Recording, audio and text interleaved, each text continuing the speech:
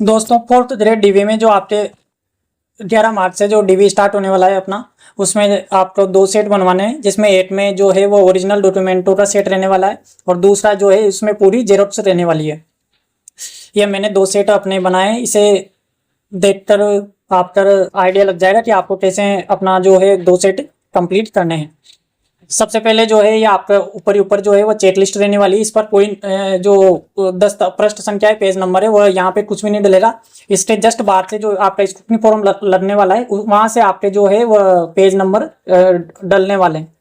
अभी मैंने नहीं डाले हैं क्योंकि अभी कंफर्म नहीं है, क्योंकि बहुत सारे डॉक्यूमेंट है वो कहाँ पे लगाएंगे, ऊपर नीचे कहीं पे भी हो जाएगा। जैसे कि अपनी रसीद है, अटेस्टेशन फॉर्म है, ये सब डॉक्यूमेंट पता नहीं कहाँ पे लगवाएंगे। वो फर्स्ट में लगवाएंगे, स्टूडेंट फॉर्म के जस्ट पहले लगाएंगे, या स्टूडेंट फॉर्म के बाद में लगाएंगे, या अटेस्टेशन फॉर्म के पहले लगाएंगे, पता नहीं है। इसलिए मैंने अभी आप भी मत डालना। और ये चेक लिस्ट भी जैसे 11 तारीख को डीवी स्टार्ट हो रहा तब अच्छे से पता चल जाएगा कि कैसे वो करवा रहे हैं, तब उसके बाद में वरना अभी तारीख गलती नहीं हुई। तो चले दोस्तों शुरू करते हैं। सबसे पहले जो है आपके ऊपर ऊपर ये चेक लिस्ट आ जाएगी, इसके अनुसार सब। उसके बाद में आपका पूरा ये 9 पेजोटा जो है वह रसीद सहित आपका जो 10 पेज का हो जाता है ये स्टूडेंट फोरम, वो लग जाएगा। ये देखिए दोस्तों आप,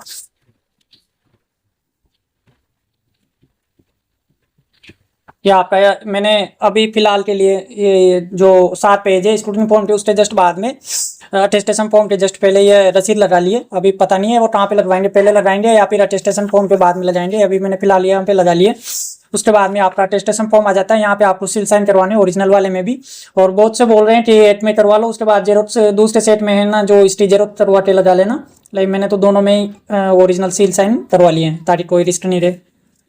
उसके बाद में आपके 10वीं की मार्कशीट आ जाएगी। उसके बाद में किसी ने यदि 12th ग्रेजुएशन RSIT तक भी भरी है, जहाँ तक भी भरी है, उसके सारे आपके क्वालिफिकेशन डॉक्यूमेंट आ जाएंगे। जैसे मेरे ये 12th की मार्कशीट आ गई, उसके बाद ग्रेजुएशन की फर्स्ट ईयर, सेकेंड ईयर और थर्ड ईयर की मार्कशीट आ गई। उसके बाद में आपके ग्रेजुएशन की डिग्री, डिग्री नहीं है तो आपका प्रोविजनल सर्टिफिकेट लग जाएगा। उसके बाद में ये RSIT का सर्टिफिकेट। उसके बाद में आपको मूल निवास प्रमाण पत्र। उसके बाद में आपका जाति का प्रमाण पत्र। अब यदि किसी के कोई मिस्टेक है यहाँ पर, और या फिर आवेदन से पहले का ज़्यादा पुराना है या आवेदन के बाद का है, तो उनका जो शपथ पत्र है वो यहीं पर ही इनके साथ में लग जाएगा। मेरे 6 महीना पुराना है, इसलिए मैंने यहाँ पे कोई शपथ पत्र नहीं लिया है। मेरे नाम में मिस्टेक है, लेकिन उसका जो एफिडेविट है वो मैंने बनवा लिया है। मेरे माता के नाम में मिस्टेक है यहाँ पे, तो मैंने जो उसका एफिडेविट बना लिया है और जेरोक्स भी करवा लिया है। यदि वो वहाँ पे मानेंगे तो मैं तुरंत निकाल करके दे दूंगा। अभी मैंने नहीं लगाया है यहाँ पे। उसके बाद में नेक्स्ट जो है वो आपका लास्ट रेगुलर वाला चरित्र प्रमाण पत्र आ जाएगा। उसके बाद में आपका जो 2 गजेटेड वाले हैं वो लग जाएगा।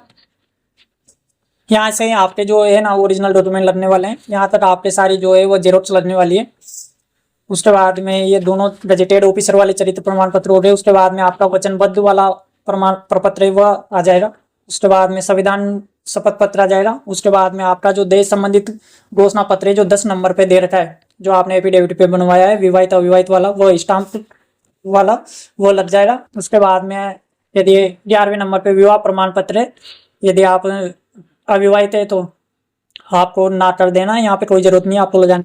उसके बाद में 12वें नंबर पे आपका संतान संबंधी घोषणा पत्र है, यह विवाहित और अविवाहित दोनों को ले जाना है, इसको छोड़ना मत दोस्तों। उसके बाद में 13वें नंबर पर जो है वो सामान्य घोषणा पत्र जो 50 रुपये स्टाम्प पे बनाए वो लग जाएगा। दूसरे वाले सेट में इनकी जेरोक्स से लग जाएगी दोस्तों। उसके बाद में फिलहाल के लिए मैंने लगा दिया है, पता नहीं वो वहाँ पे मानिए TSP वालों के लिए है या सभी के लिए है, तो मैंने तो यहाँ पे अटैच कर दिया। वो कहेंगे तो यहाँ पे हटा देंगे बाद में विकल्प पत्र ओरिजिनल वाला। दूसरे सेट में मैंने इसके जेरोक्स लगा दिए। उसके बाद में ये 15वें नंबर पे मैंने नमूना हस्ताक्षर प्रारूप लगाया है, हैंड रिटन वाला।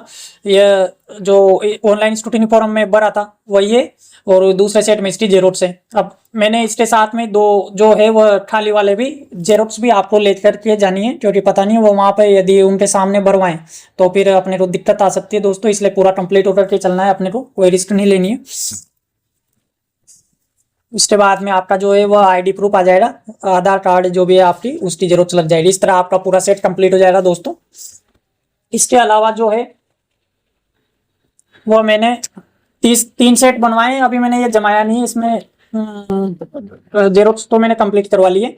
और इसके अलावा आपको जो है वह चेक लिस्ट की कम से कम 5 से 6 कॉपी जो है वह साथ में लेकर के चलना है खाली, क्योंकि हो सकता है वहाँ पे गलती हो जाए तो फिर वहाँ पे जरूरत के लिए परेशान होना पड़े। इसलिए अपने को जो भी डॉक्यूमेंट लग रहे हैं, और इसके अलावा जो है वह 5 से 6 फोटो लेकर के चलने हैं जो अपन ने अभी स्क्रूटनी फोरम में लगाए हैं।